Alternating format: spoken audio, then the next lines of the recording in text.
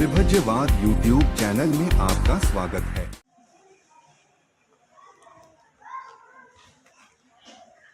नमो तस् भगवतो अरहतो सम्मा सम्बुद्धस्स। नमो तस् भगवतो अरहतो सम्मा सम्बुद्धस्स। नमो तस् भगवतो अरहतो सम्मा सम्बुद्धस्स। पुण्यं चेतनातिं दानं वदामि, सब्बदानं धम्मदानं जिनाति। पुरीश धम्मसारथि लोकविदु अनुत्तरो पुरीश धम्मसारथि। सत्तादेव मनुष्यानं बुद्धो भगवाति।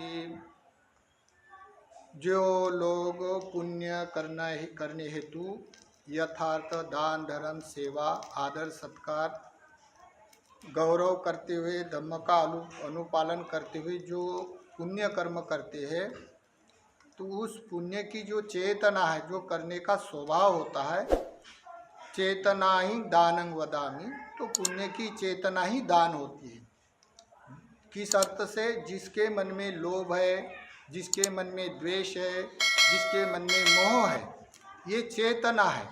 तो ये चेतना के साथ जब पुण्य संचित हो जाता है तो कोई भी मनुष्य हाथ जोड़कर समर्पण भाव से आदर सत्कार करता है, धर्म का गुरुकार पूजा वंदना करता है। इसका मतलब होता है पुण्य चेतना। तो ये पुण्यं चेतना दानं वदामि, तो पुण्य की चेतना ही दान कहते हैं। जैसे लोभ मोह द्वेष का त्याग किया, इसका मतलब होता है दान। दान यानी हम जो समर्पण से हाथ जोड़ता है तो विश्वास करता है, और विश्वास करने से हमारे पास मूल बीज होता है श्रद्धे का। श्रद्धा के कारण ये पुण्य कर्म किया जाता है। सदा नहीं रही तो मनुष्य दान देने वाले का भी परिहास करता है, दान देने वाले को भी वो अच्छा समझता नहीं, आदर सत्कार करते नहीं दान देने वाले का। लेकिन जो लोग दान देता है तो दान देने वाले का आदर सत्कार करता है। इसी का मतलब होता है हमारी चेतना पुनीत है, और पुनीत चेतना का मतलब होता है दान। तो जो अनुत्तर पुरुष ने जो कहा है, जिसका कोई उत्तर नहीं है, जिसने लोक विदु, इस संसार में जो लोक शासन है, तो लोक शासन में विद्वान है, विदु है, तो लोक विदु अनुत्तर सम्यक संबुद्ध पुरीश धम्म सारथि, ऐसा सारथी है जो दुख के तीर से सुख के तीर पर ले जाके छोड़ने वाला अनुपम सारथी है, और देव और मनुष्य को उत्तम अनुपम शास्ता है। ऐसे अनुपम शास्ता ने जो धम्म प्रकाशित किया है, जो पहले भी कल्याणकार है, मध्यम भी कल्याणकार है, अंत भी कल्याणकार है। इस धम्म में ब्रह्मचर्या करने वाले आर्य सावक संघ तीन रत्नों के प्रति शीर्षावंदन करते हुए विशेष विद्यमान से भिक्खु संघ और समन संघ इनके प्रति निबान के हेतु मंगल कामना करते हैं। विशेष रूप से आज गांबुरा जी उनके ज्येष्ठ बंधु की जो ये तिथि का दान कर्म है, और इस दान कर्म में भाग लेने वाले सभी इनावासीय, सभी उनके रिलेशन रिश्तेदार, सभी ना उपोषत लेने वाले या पंचशील लेने वाले, सभी दान में भाग लेने वाले, और गांव के सभी अतिथिगण या गांव के सभी ज्येष्ठगण, उपोषत करने वाले और पंचशील पालन करने वाले, ये सबके प्रति मंगल कामना करते हैं।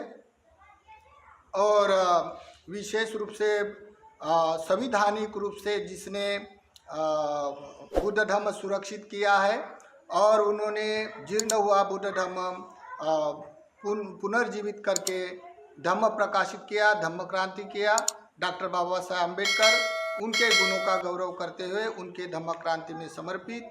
तो आज की तिथि है, अमावस्या की तिथि है वर्षवास काल में। तो ये वर्षवास काल में जो इनाव नगर के जितने भी उपासक उपासिका या तिथि को दान देने वाले सभी नगर के लोग यहाँ उपस्थित है, अपना पुण्य संचित करने के लिए, पुण्य संचित करने के हेतु विहार में आते हैं।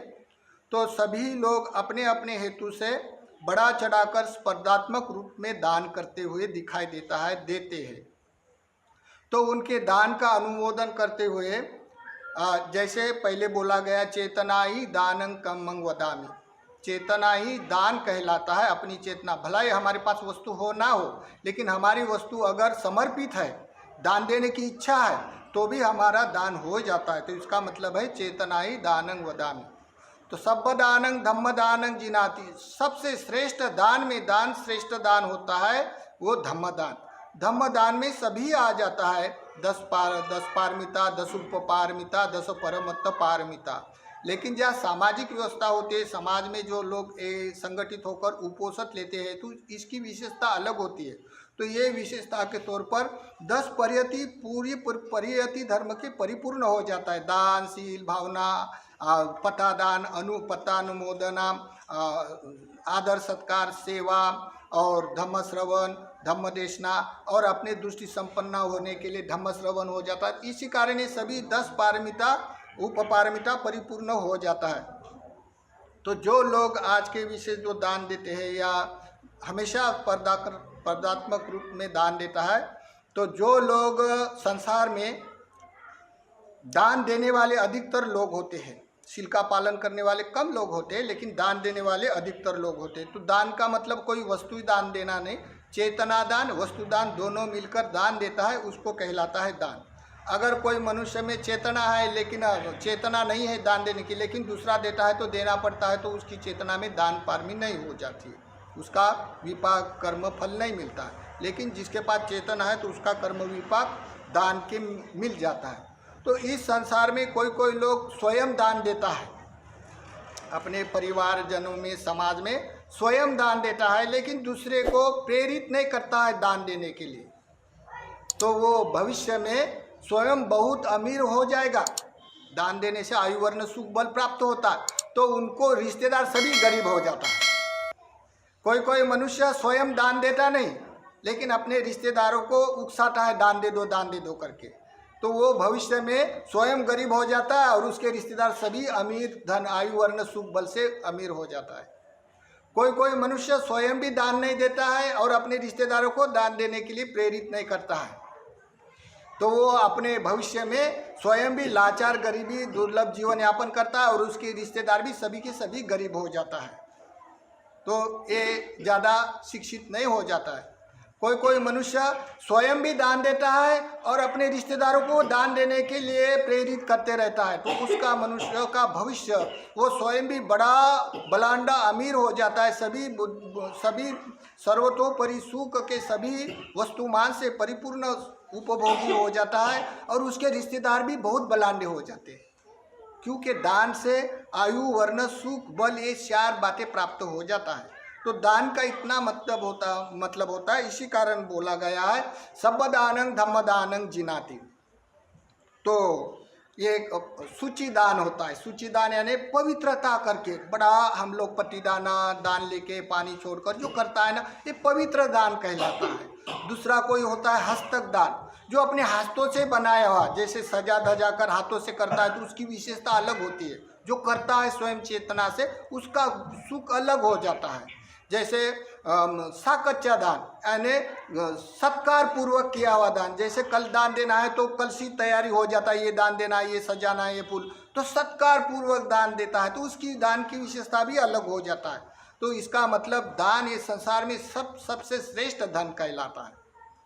तो एक बार क्या हो गए, तथागत जहाँ वहाँ विहार करते थे, तथागत एक जगह नहीं रहे, क्योंकि तथागत को तो धर्म प्रकाशित करना है, तो चरत भी कविचारिकम, ये पड़ाव से दूसरे पड़ाव न जाने वो चलते रहते थे, वर्षवास में एक जगह रहते थे।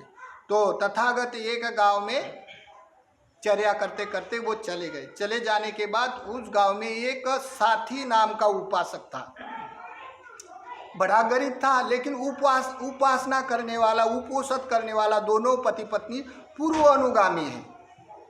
उनके पास गरीब होने से, ज़्यादा करके आजीविका अच्छी नहीं होने से वो मजदूरी करता था, दिहाड़ी करके अपना भरण पोषण करता था। दोनों पति पत्नी उपोषित करते थे। अभी उपोषित करने वाले को ये मालूम हो गया क्या सम्यक संबुद्ध गांव में आए हैं और उनको धम्म श्रवण करने को जाना है, सब लोग जाता है, तो उसके मन में कितना पुण्य आता होगा, वो आतुर भाव उत्पन्न हो जाता है सम्यक संबुद्धों को देखने का, उसकी धम्म श्रवण, उसको देशना सुनने का। तो वो दोनों पति पत्नी रात के समय जाना है, रात में बुद्ध के वचन सुनने के लिए, धम्म देशना सुनने के लिए सभी गाँववासी जाता है, तो उनको भी जाना है। तो बहुत ठंडी है, जाड़ का दिन है, बर्फ़ गिर रहा है, और दोनों पति पत्नी गरीब होने से उनके पास केवल एक ही कंबल है।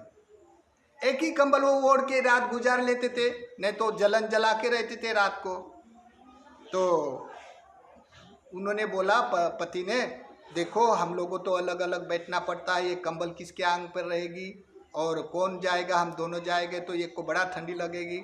तो बोलता है, अच्छा करेंगे, एक दिन तुम जाओ एक दिन हम जाएगा, और जो घर को रहेगा वो जलन जला के सेकते रहेगा। तो पहले दिन अपनी पत्नी को भेजा और उसको छोड़ दिया, वो वापस आके 2 घंटा अपना वाला जलन जला के बैठ गया वो ठंडी के कारण। दूसरे दिन उसका आने के बाद अपने पत्नी को पूछते हैं तथागत ने क्या क्या बोला है, तथागत ने देशना कैसा कैसा दिया है, तो ये सब बताती है। जे उपासक उपासिका भिक्खु भिक्खुनिया ये श्रेष्ठ कहलाते हैं, तो ये ठीक से धम्म श्रवण करता है, ठीक से बताते हैं। तो ठीक से बताने के कारण उसको लगा कि कल कब रात होगी और मैं कब जाऊंगा, ऐसा उसका भाव उत्पन्न हो गया।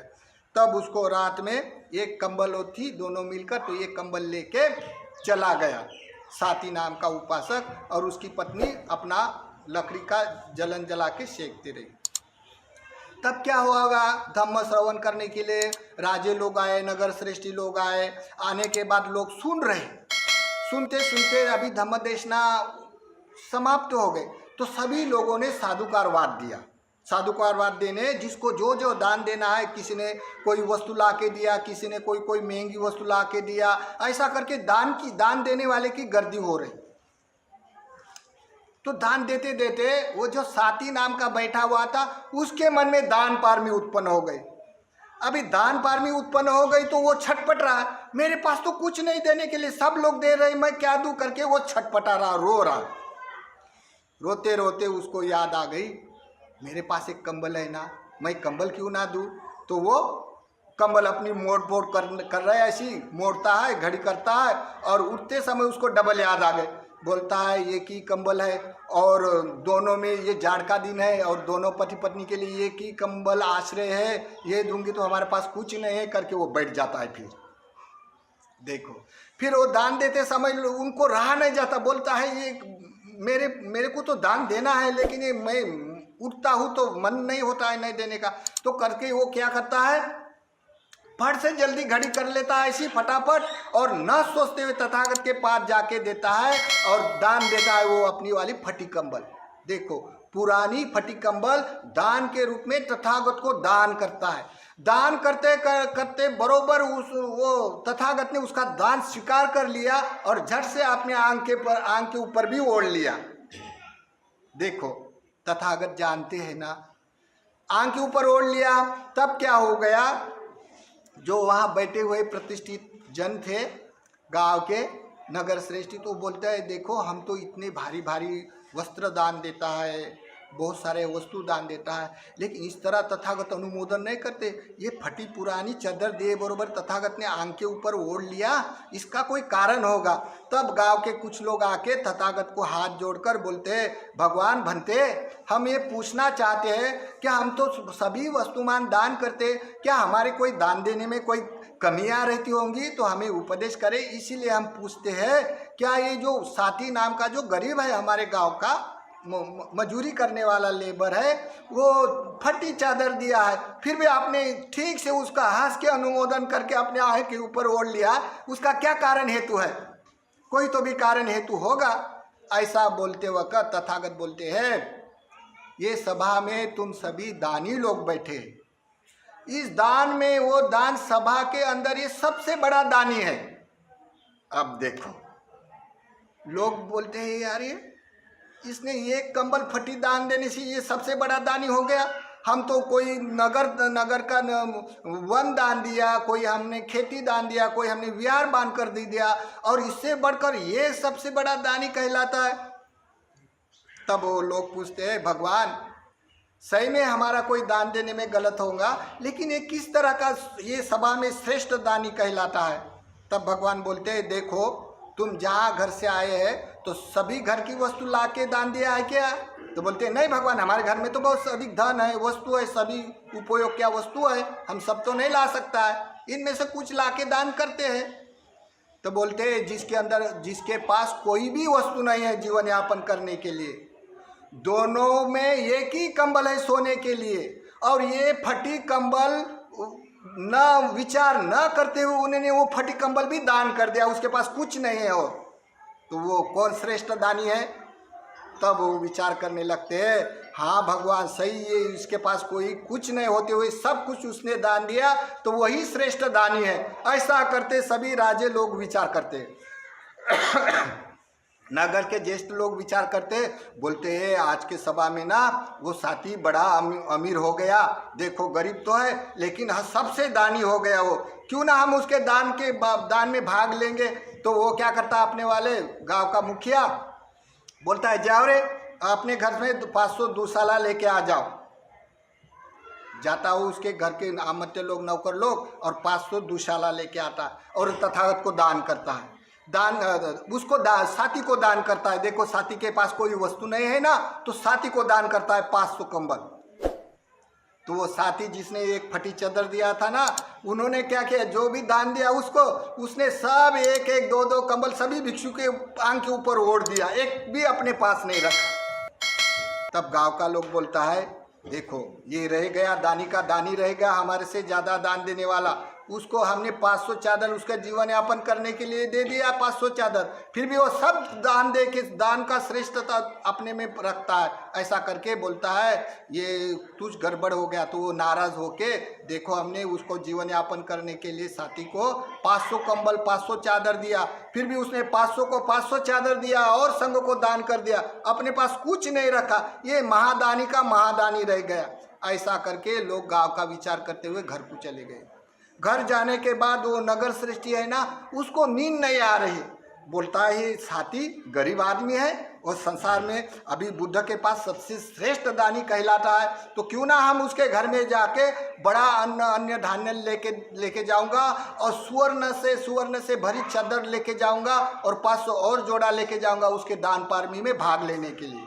तो गांव का नगर सृष्टि क्या करता है, अपने गाड़ी यान में सभी अन्न धान्य भरता है और 500 ऐसा दरी भरता है और सुंदर सुवर्णकार की 2 चादर भरता है ऐसा, और लेके जाता है उसके घर में। उसके घर में लेके जाने के बाद वो साथी और उनकी पत्नी अभी सेक रहे, उसके पास तो चादर नहीं थी। तो बोलता है साथी ये तुम्हारे पुण्य भाग में हमारा दान ले लो, ये 500 चादर आपके लिए लाया। तो साथी बोलता है देखो हम गरीब है तो कोई बात नहीं, लेकिन ये दान का तो हमको कोई काम नहीं है, हाँ हमको कोई काम नहीं, ये तथागति को काम होता है, ये धम्म को काम होता है। तो उन्होंने हाथ लगा के अनुमोदन किया। बोलता है हाथ जोड़ता हूँ मैं, ये दान हमको नहीं चाहिए, हमने अनुमोदन किया, लेकिन ये तथागत को धर्म का दान होता है, हम घर में खर्चा नहीं करेंगे। ऐसा करके उसने बोला। फिर भी वो राजा हाथ जोड़कर बोलता है ऐसा करो ये 2 तो कंबल रख दो। तो उन्होंने क्या किया, अपने चेतना से सस्ती नहीं दी, महंगी दिया, सबसे स्वर्ण धागे के लिपटी हुए 2 चादर दे दिया उसको अपना पुण्य समझ के। तो उन्होंने ले लिया। लेने के बाद तब का तभी वो तथागत के पास आके तथागत को एक दान कर दिया, और तथागत मेरे घर में आएंगे तो तथागत को बिछाने के लिए एक घर में रख दिया। देखो तो ये हो गया सबसे दान में दान देने वाला सभा के अंदर। तो एक चेतना दान होती है, एक वस्तु दान होती है। भला ही आपके पास वस्तु नहीं हो लेकिन समर्पण हो तो उसकी दाने कहलाता है। इसी कारण चेतना ही कम दानंग वदान, चेतना हो तो दानी कहलाती है। किस अर्थ से, जिसके अंदर लोभ है, द्वेष है, मोह लोभ द्वेष के कारण इस संसार में जाति जरा मरण व्याधि में हमेशा ही मनुष्य सुरक्षित नहीं होता है। इस संसार में कोई भी सत्पुरुष ने ऐसे आश्वासन नहीं दिया है कि तुम जाति जरा मरण से ऐसे ही मुक्त हो जाओगे। इसके लिए उपचार होता है। उपचार क्या होता है, तो ये दुख से निवारण हेतु दान धर्म पूजा वंदना भावना जो भी ये संसार में पुण्य कर्म करते हैं उसके अनुत्तर ये आयु वर्ण सुख बल प्राप्त करते हैं। तो इस अर्थ से आज इनाव नगर के सभी उपासक उपोषित लेने वाले पंचशील लेने वाले ज्येष्ठगण गांबूरा जी उनके ज्येष्ठ बंधु ने जो आज की तिथि में दान दिया हो सबके प्रति मंगल कामना करते हैं। और आपका ये दान पुण्य का सभी सत्व अनुमोदन करे। आपके दान से ये सभी ज्ञातिगण निरोगी सुखी रहे और आपके ये दान से आपके सभी संकल्प पूर्ण होवे। भवतु सब मंगलम, भवतु सब मंगलम।